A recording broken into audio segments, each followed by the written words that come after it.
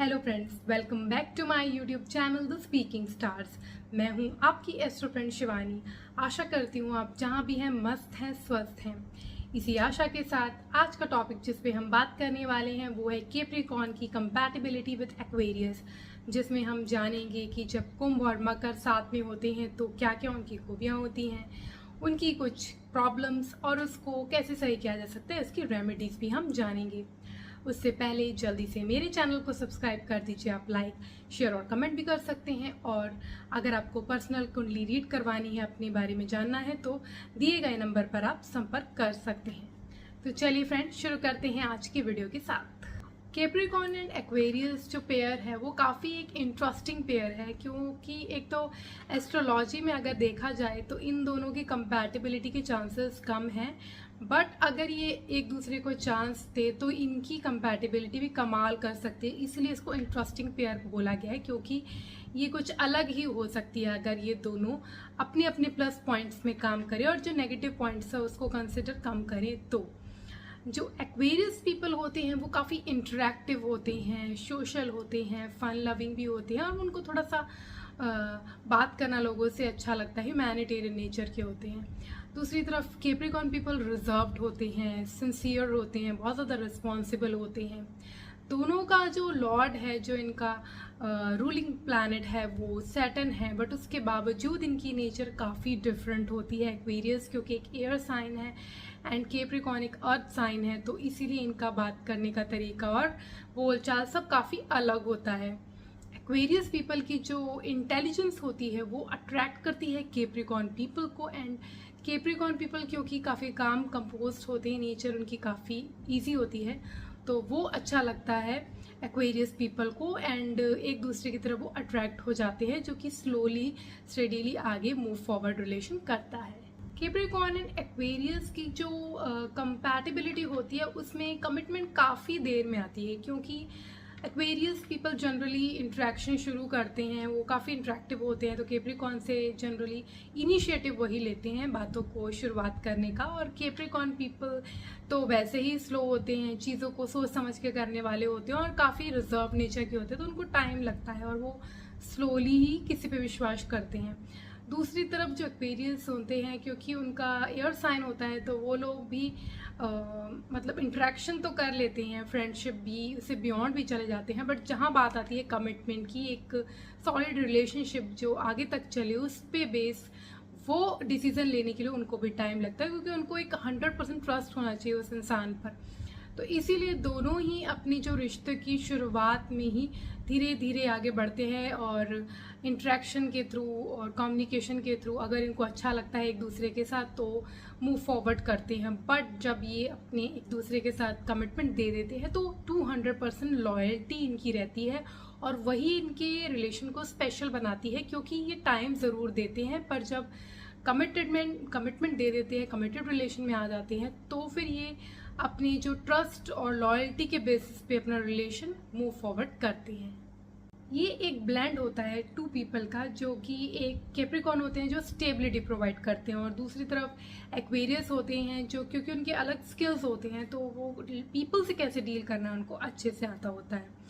तो Aquarius people की life में कैप्रिकॉर्न पीपल जो है वो कामनेस लाता है, क्योंकि एक्वेरियंस होते हैं उनकी नेचर होती है कि मूव करते रहना, सोचते रहना, ये नहीं तो वो, उनके आइडियाज़ काफ़ी अलग होते हैं, बट वो हमेशा मोस्टली सोचते ही रहते हैं। और कैप्रिकॉर्न भी अपने काम में लगे रहते हैं, बट क्योंकि कैप्रिकॉर्न पीपल की नेचर काम होती है, स्टेबिलिटी होती है उनकी लाइफ में, तो वो एक्वेरियस पीपल की लाइफ में स्टेबिलिटी लाते हैं।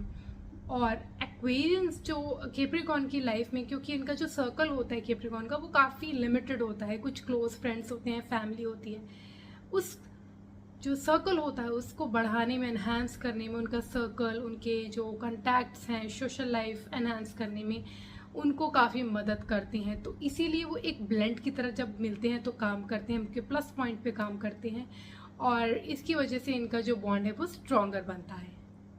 इंटीमेट और फिजिकल रिलेशनशिप में जो कैप्रिकॉर्न होते हैं उनको कुछ सेंशुअल चीज़ें, यानी कि उनको एक्शंस में अपने जो एक्सप्रेस करना पसंद होता है रादर देन इन स्पीच। मतलब वो बोलते कम है और मतलब बेडरूम में जो उनके सेंशुअल एक्टिविटीज़ होते हैं या जो सेडक्टिव एक्ट्स होते हैं उसके थ्रू एक्सप्रेस करना उनको ज़्यादा अच्छा लगता है।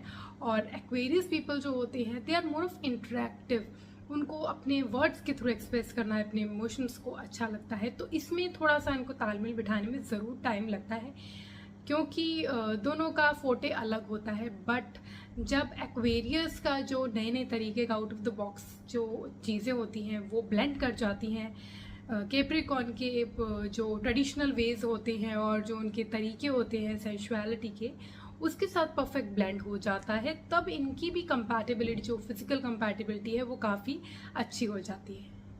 वर्किंग एरिया में इनकी कंपैटिबिलिटी काफ़ी अच्छी रहती है, क्योंकि दोनों अपने अपने तरीके से वर्क पे फोकस्ड रहते हैं। एक्वेरियंस जो होते हैं उनको पहले बहुत ज़्यादा चीज़ों को सोचते हैं, उस कलेक्ट करते हैं डेटा, फिर उस पर वर्क करने की कोशिश करते हैं। उनके पास आइडियाज़ जो होते हैं बहुत ज़्यादा अलग होते हैं, उनकी इंटेलिजेंस भी अलग होती है और इंटरेक्टिव स्किल्स भी होती है।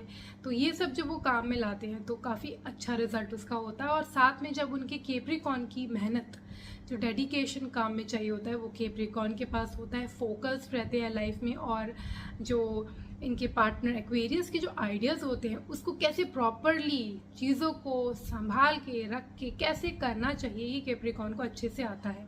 तो उनके आइडियाज़ को जो रियलिटी में, यानी कि उनके आइडियाज़ को प्रैक्टिकलिटी में कन्वर्ट करने का काम कैप्रिकॉर्न करते हैं। तो आइडिया प्रोवाइड करते हैं एक्वेरियस और उसको प्रैक्टिकलिटी में अपने वर्क से, अपने तरीके से कैप्रिकॉर्न कन्वर्ट करते हैं। तो इनकी जो रिजल्ट होते हैं वो काफ़ी अच्छे होते हैं और सक्सेस रेट भी काफ़ी सही रहता है। कुछ प्रॉब्लम्स जो अपनी लाइफ में फेस कर सकते हैं, सबसे पहले तो क्योंकि दोनों को एक प्लैनेट डिनोट करता है सैटर्न, जो कि एक रिस्पॉन्सिबिलिटी का होता है। तो रिस्पॉन्सिबल तो दोनों होते हैं, लेकिन जो इमोशनल एक टच होता है वो इनके करेक्शन में मिस होता है, क्योंकि दोनों बहुत ज़्यादा प्रैक्टिकल होते हैं, फ्यूचर ओरिएंटेड होते हैं। तो इस जो मतलब केयर होता है, लव होता है, वो थोड़ा सा इनके बीच में मिसिंग रहता है, जो कि इनकी रिलेशन को जो जिसमें प्रॉपरली रोमांस होता है वो कम होता है as compare to other couple. Secondly, इनके बीच में पावर स्ट्रगल के बहुत चांसेस है, क्योंकि कैप्रिकॉर्न को लीड करना पसंद होता है और एक्वेरियस के उनको लगता है कि वो जो बोल रहे हैं वही सही है। तो दोनों के बीच में पावर स्ट्रगल होती है। वो चाहता है कि मेरी बात दूसरा इंसान माने, और सेम एक्वेरियस भी वही चाहते हैं, कैप्रिकॉर्न भी वही चाहते हैं। तो इसकी वजह से इनके बीच में फाइट्स होने लगती हैं और बहुत ज़्यादा प्रॉब्लम आगे भी बढ़ जाती है कई बार।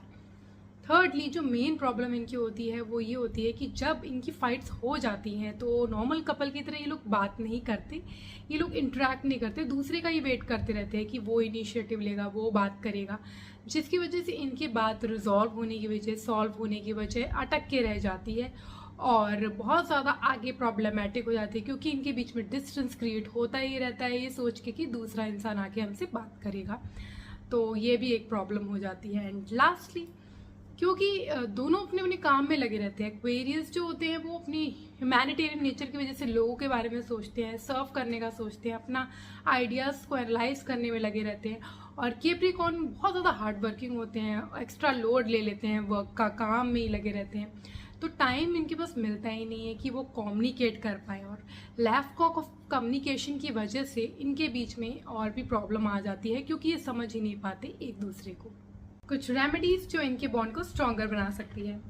सबसे पहले तो इनको अपने इमोशंस के साथ टच में रहना चाहिए, क्योंकि कोई भी रिलेशन हो या मैरिज हो, किसी भी रिलेशनशिप में इमोशनली इन्वॉल्व होना बहुत ज़रूरी है, तभी कनेक्शन फील होता है और जो बॉन्ड है वो स्ट्रॉन्गर बनता है। तो दोनों किसी ना किसी तरीके से अपने एक्सप्रेशन को, अपनी जो फीलिंग्स है उसको एक्सप्रेस करना चाहिए उनको, और ज़्यादा मतलब कनेक्ट करेंगे इमोशनली, मतलब एक्सप्रेस करके या किसी भी तरीके से, तो इनके लिए ज़्यादा बेहतर रहेगा, इनका बॉन्ड स्ट्रॉन्गर होगा।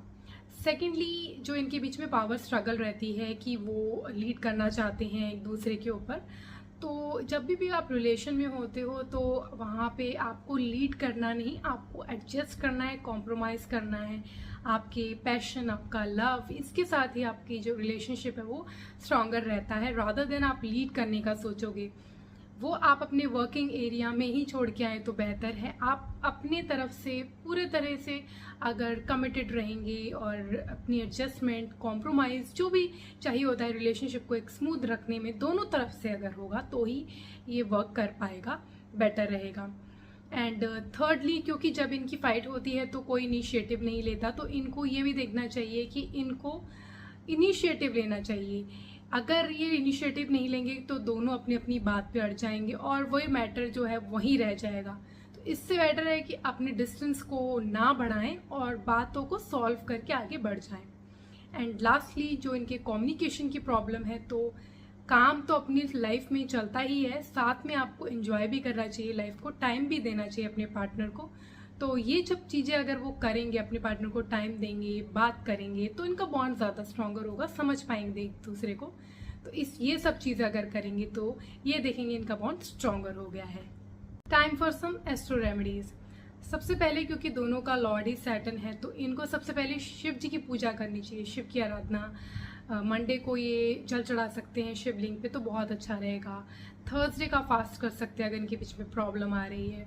एंड लास्टली, इनको मेडिटेट ज़रूर करना चाहिए। किसी भी बैलेंस रिलेशनशिप को बैलेंस करने के लिए आपके माइंड को काम होना चाहिए, आपके दिमाग कामली सोचेगा, काम करेगा तो बेटर रहेगा। इसलिए आपको मेडिटेट करना चाहिए, कनेक्ट करना चाहिए गॉड से किसी ना किसी वे में। तो ये कुछ रेमेडीज़ हैं इनके लिए।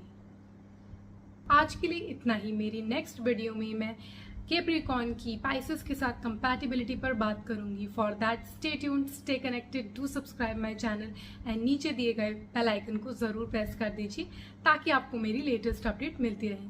तब तक के लिए Om Shanti, thank you and take care.